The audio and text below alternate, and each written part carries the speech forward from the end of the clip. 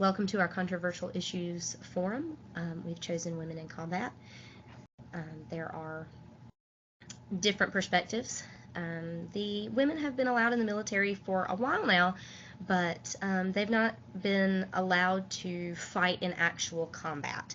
And so it's been a debate for quite a while now whether they should be allowed. So our forum features two barracks. One houses the arguments for women in combat. The other houses arguments against women in combat. And there is an area off to the side specifically for children that focuses on how to help children deal with a family member, specifically a mom, who has been deployed. In the middle, between the two barracks, are 3 links.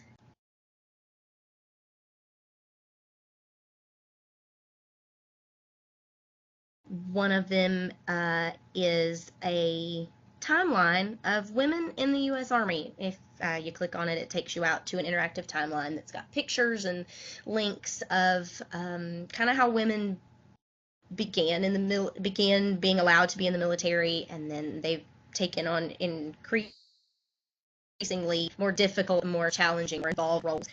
There is also a link to a video. The Department of Defense's plans for women. They, by 2016, they want women to be in all combat units. So that's linked to a video. And the other one down there is a link to an article. Should women be allowed in combat? It's an article that presents arguments for both sides. And there's an argument for women fighting in combat and an argument against it, sort of to outline the whole issue before you go around the forum. And the references for these links are on the display board on another page.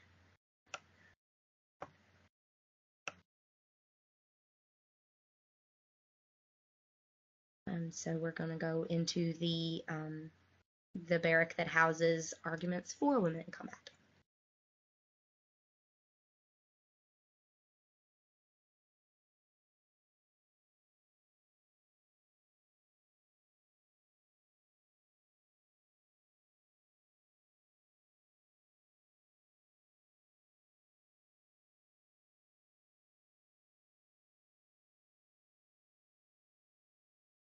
As you enter the barracks that houses the 4 arguments, on the right-hand side, the first thing you'll see is a series of women who broke through the so-called brass ceiling by serving in roles traditionally reserved for men. The first woman in the series is a woman named Melinda Blaylock, a woman from Avery County who couldn't bear to watch her husband march off into the Civil War, and so she decided to cut off her hair, change her name to Sam, and serve beside him in a number of Civil War battles. The second woman featured in the barracks is Rosie the Riveter. Rosie the Riveter was a major pop culture icon and continues to represent the power of women and the changing roles of women as a result of women entering the workforce when men were fighting in World War II. The next group of women featured are the nurses who served in the field hospitals of Vietnam. They weren't technically in combat roles, they were certainly serving in combat zones. The final woman featured in this series of brass ceiling breakers, Colonel Jeannie Leavitt. Colonel Leavitt is the first Air Force combat pilot has served in Iraq and Afghanistan. She is currently the commander of the 4th Fighter Wing out of Seymour Johnson Air Force Base, one of the largest fighter wings in the country. All of the pictures on this wall are clickable links, and if you click on the picture, it will take you out of the site to sites to give you more background on all of these brass ceiling breakers. Just beyond the brass ceiling breakers, you will find a topic card that asks you to consider the traditional stereotypes that have perhaps most impacted public opinion as it relates to women in combat roles. It asks the viewer to consider things like women as the nurturer and homemaker. Following the topic card is a shelf of nonfiction books that tells the true stories of women in combat, women who believe that women can serve beside men in combat zones.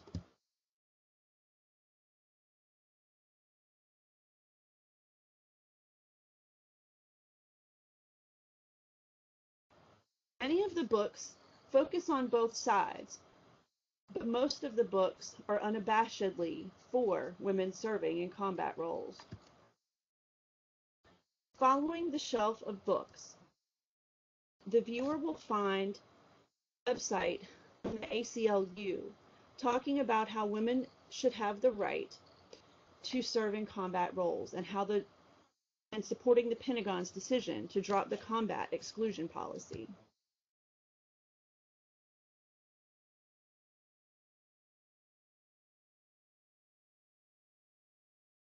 In the corner, you will find a small work area with 2 topic cards. One topic card asks the viewer to consider whether or not the physical standards should be the same for women and men in the military.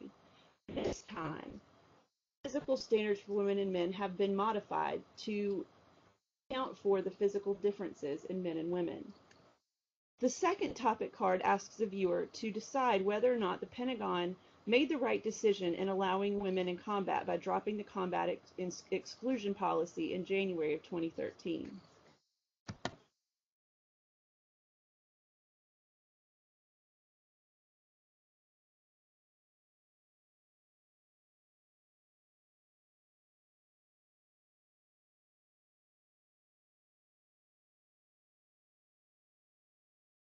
On the wall beyond the work area is a web link and display board displaying information from a fairly controversial site, the National Organization for Women, an organization that supports feminist causes in all aspects of American life, especially for women in the military.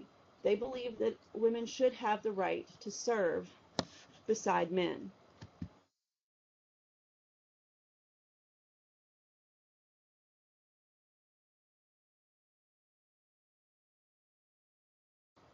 Beside the information for the National Organization for Women, there's a sticky note asking the viewer to consider if feminist organizations like the National Organization for Women impacted public opinion as it relates to women in combat.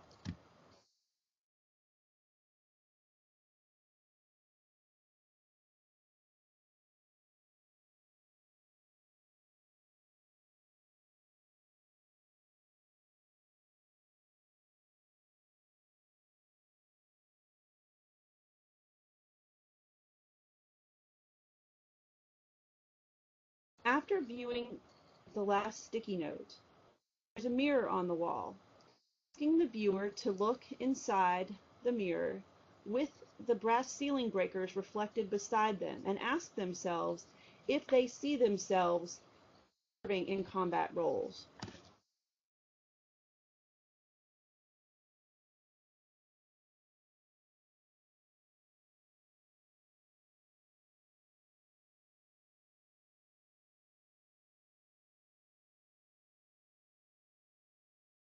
The final site in this barracks is a site with a video discussing the Pentagon's decision to drop the combat exclusion policy in January 2013.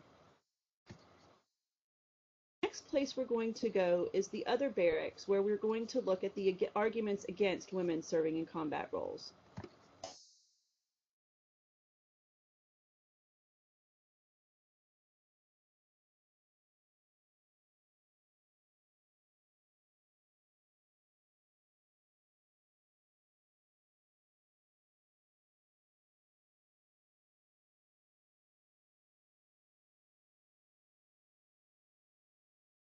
Welcome to the Arguments Against Women in Combat Roles.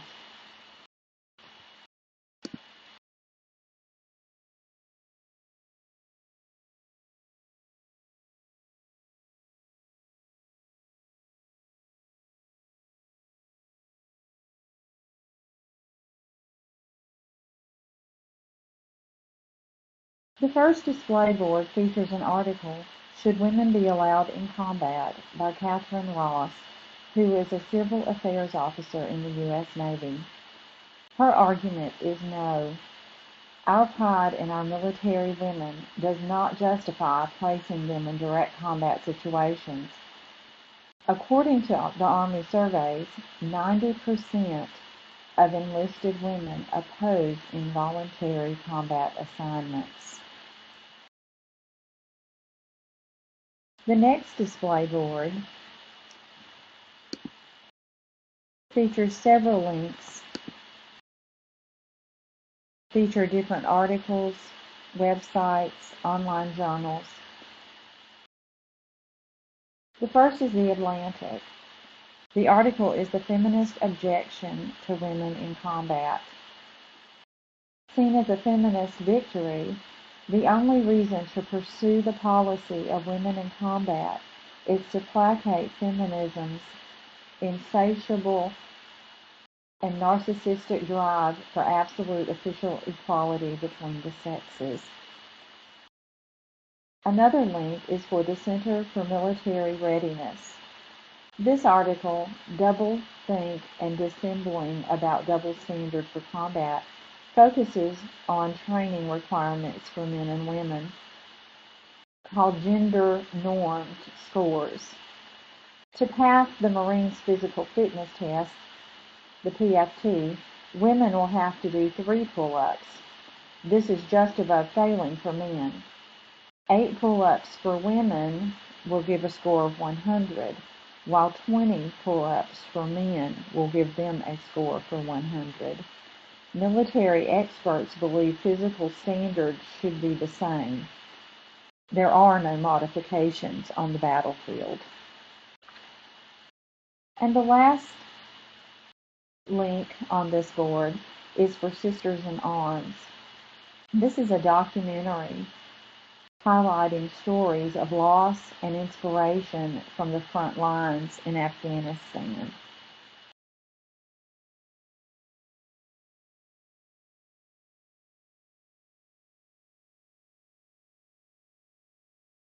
This presentation board shows all of our references and citations used within this barracks.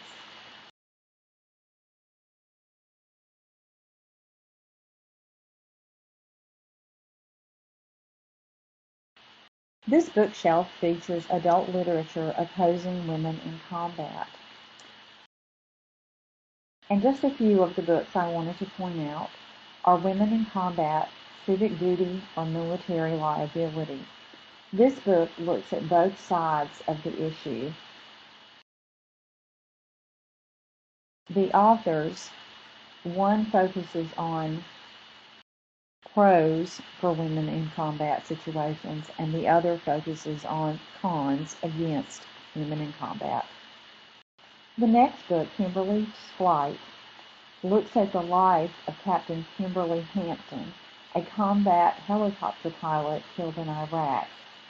The book looks at her life and the challenges and struggles she had as a woman in the military, but also looks at the rewards that she found in her life and her chosen occupation. The next book is Beyond Combat. This book focuses on women and gender roles in the Vietnamese War era. And then finally, Band of Sisters. These are stories of American women in combat in Iraq.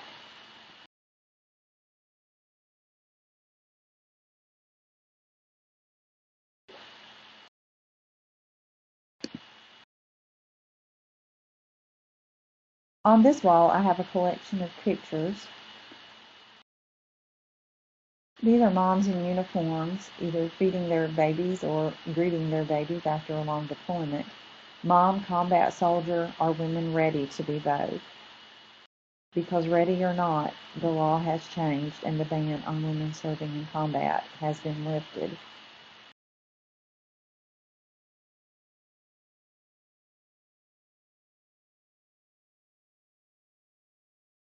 Women currently serve in all branches of the armed forces. Women in combat. Should women serve?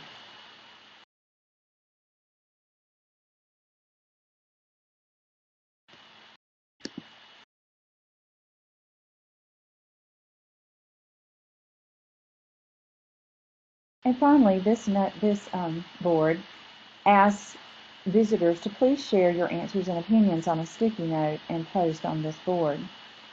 This is for visitors to take a moment to reflect on what they have learned in this barrack. Do you support or oppose allowing women in the military to serve in ground units that engage in close combat? Why or why not? Do you think having women in combat roles will impact military effectiveness? And should women be assigned combat duty, or should it be by request only? Why or why not?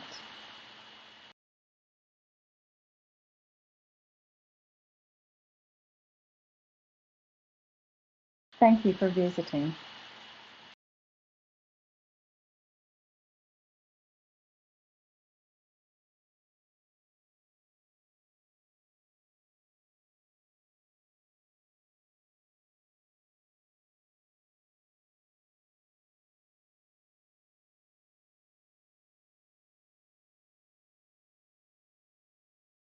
Part of our forum asks any viewers to come to the conference table and to answer the question to discuss information presented and their opinions, how they may or may not have changed.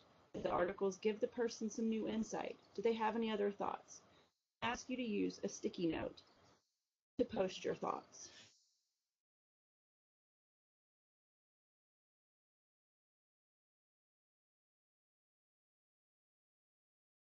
We hope you enjoyed the visit to our forum, and we hope you come back often. Thanks.